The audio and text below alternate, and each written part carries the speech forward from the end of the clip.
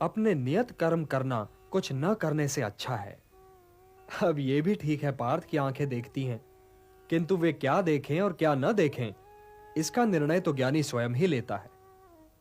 वो आंखों को देखने की, कर्णों को सुनने की और पांवों को चलने की खुली छूट नहीं देता।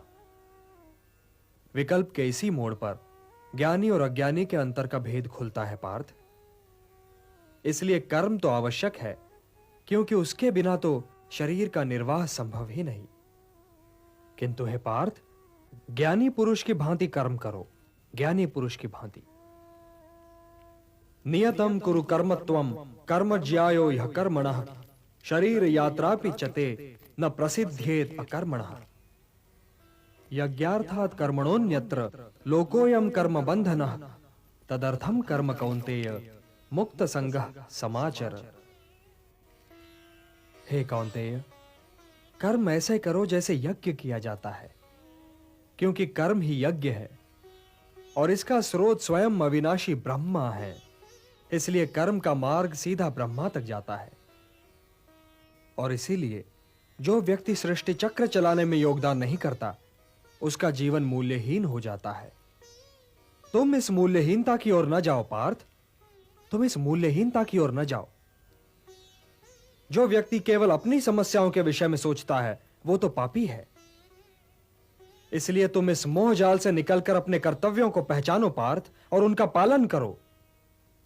हे पार्थ, कर्म फल की इच्छा ही मार्ग में बाधा है। कर्म फल की इच्छा ही तो व्यक्ति के गले में बंधा हुआ वो पत्थर है जो उसे स्वयं की तहों से ऊपर उठने ही नहीं देता। यही तो व्यक्ति को समाज से काट देता है और उसे व्यक्तिगत लाभ और व्यक्तिगत हानि की दलदल में ढकेल देता है।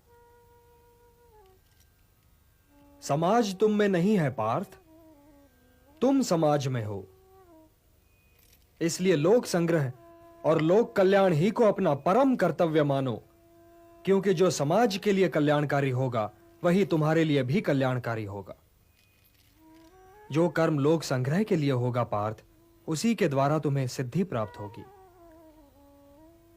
व्यक्तिगत लाभ से तो पाप की गली निकलती है, क्योंकि वो तो स्वार्थ सिद्धि के लिए व्यक्ति को भटका देता है। और हे पार्थ, यह भी न भूलो कि तुम एक महान पुरुष हो और लोग तुम्हें दृष्टांत मानकर तुम्हारे पीछे पीछे काम और स्वार्थ के मार्ग पर चल पड़ेंगे, क्योंकि एक श्रेष्ठ व्यक्ति का आचरण तो दूसरों के लिए दृष्टांत बन ही जाता है। मुझी को लो। न मे पार्थास्ति कर्तव्यम त्रिषु लोकेषु किंचन नानवाप्तम अवाप्तव्यम वर्त एव च कर्मणि। त्रिलोक में मेरे लिए कुछ करना आवश्यक नहीं पार्थ, और त्रिलोक में ऐसा भी कुछ नहीं जिसे मैं प्राप्त करना चाहूं और प्राप्त ना कर सकूं। फिर भी मैं तुम्हारे सामने हूं, कर्म कर रहा हूं पार्थ, कर्म कर रहा हूं। यह दिखला रहा हूं, यह सिद्ध कर रहा हूं कि निष्काम कर्म के मार्ग पर चलते हुए जीवन व्यतीत करना संभव है। हे संजय, वासुदेव ने यह क्या कहा?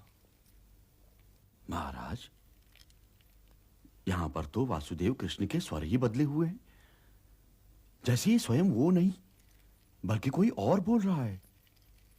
और कौन? महाराज, कुंती पुत्र अर्जुन क्या समझे ये तो मैं नहीं जानता, किंतु स्वयं नारायण के अतिरिक्त तो कोई और इस शैली में बोल ही नहीं सकता।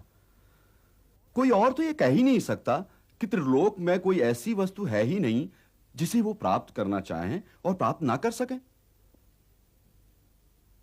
वो कह रहे हैं कि त्रिलोक में उनके करने योग्य कुछ है ही नहीं, फिर भी वो कर्म कर रहे हैं कि यदि वो कर्म नहीं करेंगे तो संसार उन्हें दृष्टांत मानकर कर्म को त्याग देगा और कर्म चक्र ठहर जाएगा, और उसके ठहर जाने से समाज नष्ट हो जाएगा और इस सर्वनाश का कारण वही ठहराए जाएंगे।